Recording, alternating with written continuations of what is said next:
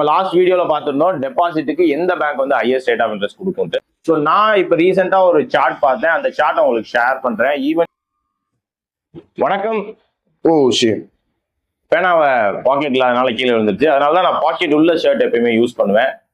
பாக்கெட்டுங்கிறது நான் சொல்றது எப்பவுமே பாக்கெட் இருந்தாதான் பாக்கெட் மணியாவது வச்சிருப்போம். ஸோ அப்படி உங்களோட டெய்லி பாக்கெட் மணியாவது நீங்க சேவ் பண்ணுங்க. அப்படின்னா அதான் ஒரு லாங் டேர்ம் கோலுக்கு அது யூஸ் ஆகும். ரைட்டுங்களா?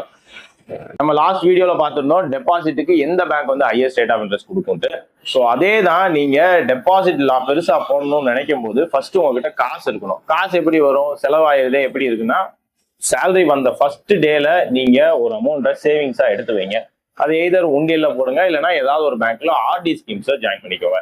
ஸோ நான் இப்போ ரீசெண்டா ஒரு சார்ட் பார்த்தேன், அந்த சார்ட்டை உங்களுக்கு ஷேர் பண்றேன். ஈவன் நீங்க ஒரு 400 மந்த்லி பே பண்ணி கூட 300 பே பண்ணி கூட ஒரு லாங் டேர்ம்ல 1 இயர் 2 இயர்ல எடுக்கும்போது ஒரு நல்ல அமௌண்ட் வருது. இதுல இன்ட்ரெஸ்ட் கண்டிப்பா ரொம்ப ரொம்ப கம்மி. பட் உங்களோட சேவிங்ஸ் வந்து இதுல இருந்து ஸ்டார்ட் ஆகும்ட்டு நான் நம்புறேன். ஸோ நீங்களும் இன்னையில இருந்து இந்த மந்த்ல இருந்து உங்களோட ஃபர்ஸ்ட் சேலரிய ஒரு ஆர்டியா கன்வெர்ட் பண்ணுங்க. ஆர்டியா கன்வெர்ட் பண்ண வாய்ப்பே இல்லைனாலும் ஒரு உண்டியலையாவது எடுத்து போட்டு வைங்க.